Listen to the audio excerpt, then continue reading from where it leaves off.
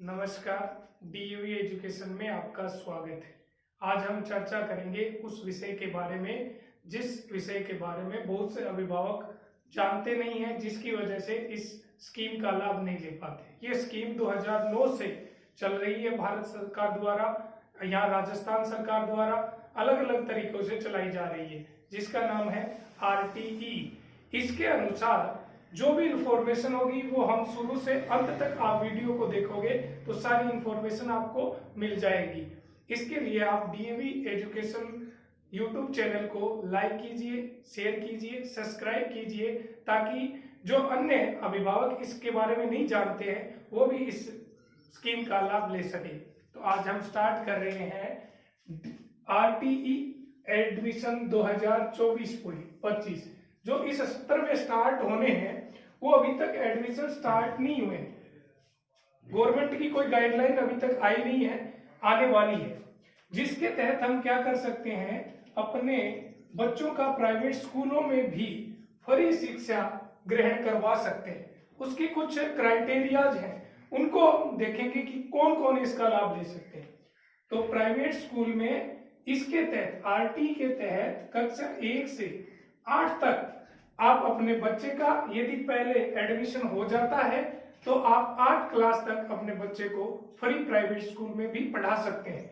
उसकी देखो मापदंड क्या है, आपके बच्चे का एडमिशन 2 ही कंडीशन, प्री प्राइमरी और फर्स्ट क्लास में ही हो सकता है, उसके अलावा नहीं होगा। ये नहीं है कि आप 4थी क्लास में अपने बच्चे का जाके प्राइवेट स्कूल में RT के तहत एडमिशन करवा सकते हो, वो नहीं। एडमिशन होगा केवल और केवल प्री प्राइमरी क्लास और फर्स्ट क्लास में।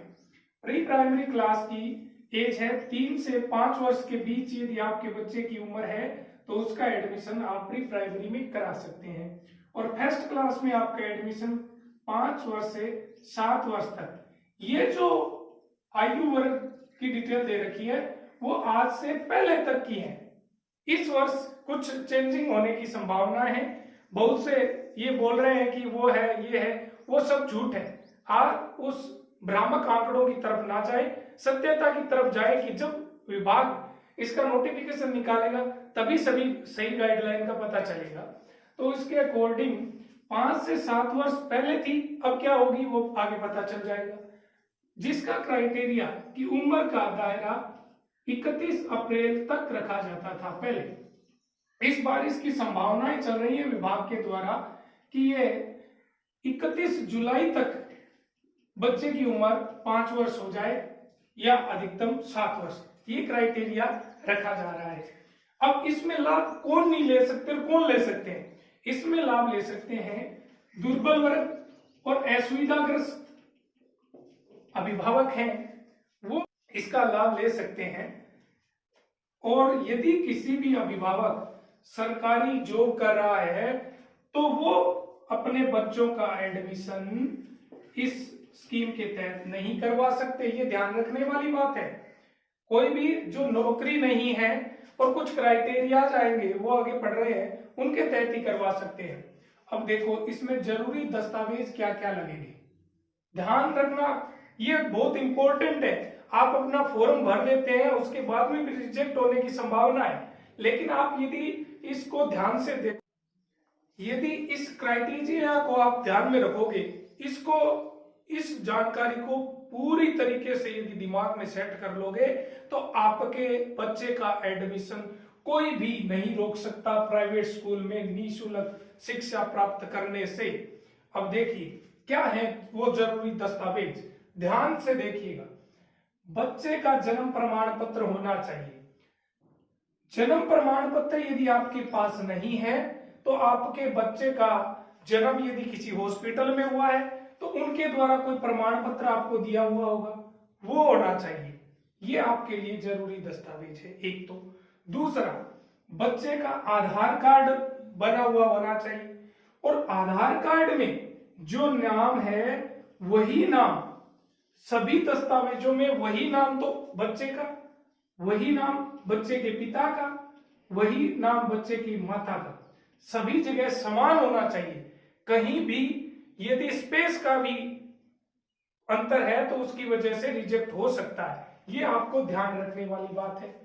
ये अनिवार्य मूल निवास, बच्चे का मूल निवास बना लीजिएगा। यदि नहीं बनाए वो जन आधार के आधार पर बनेगा, वो बनेगा जन आधार के आधार पर। तो आपके बच्चे का नाम जन आधार में नहीं जुड़ा हुआ है तो जुड़ा लीजिएगा। और जन आधार में आपके बच्चे की नाम, पिता का नाम, माता का नाम सभी समान होने चाहिए, तो मूल निवास बना लीजिएगा। बच्चे का जाति प्रमाण पत्र बना लीजिएगा। और यदि कोई बीपीएल है तो उसको तो आय प्रमाण पत्र बनाना नहीं है, बीपीएल वालों को। अन्य को आय प्रमाण पत्र बनवाना है। जो गवर्नमेंट का क्राइटेरिया तो 2.5 लाख रुपए तक की सीमा दे रखी है, लेकिन यदि आप 1 लाख से न्यूनतम बनाते हैं तो अच्छा रहेगा। अब आय प्रमाण पत्र हर वर्ष आपको नया देना पड़ेगा, ये आपको ध्यान में रखनी है। और आपके इसी के साथ मोबाइल नंबर भी आपके एक्टिव है वही देने फॉर्म में, क्योंकि उसी पे सभी जानकारी आनी है। तो ये चीजें आवेदन के लिए आपको ध्यान में रखनी है। यदि इन्हीं में से कोई भी दस्तावेज आपके पास अभी तक उपलब्ध नहीं है तो समय अभी शेष है, अभी तक स्टार्ट नहीं हुए हैं आवेदन फॉर्म, तो ये डॉक्यूमेंट आप बढ़वा लें ताकि आपको आगे कोई कठिनाई ना हो। अब देखते हैं एडमिशन इसमें किसका होगा, किस बच्चे का इसमें एडमिशन होगा। तो एडमिशन की प्रोसेस सरकार के द्वारा लॉटरी द्वारा होती है। अब लॉटरी में प्राथमिकता दी जाती है, लॉटरी में प्राथमिकता दी जाती है। प्राथमिकता किसको दी जाती है? जिस वार्ड में स्कूल है उस वार्ड में जो विद्यार्थी हैं जिन्होंने आवेदन किया है उनका पहले प्राथमिकता दी जाएगी।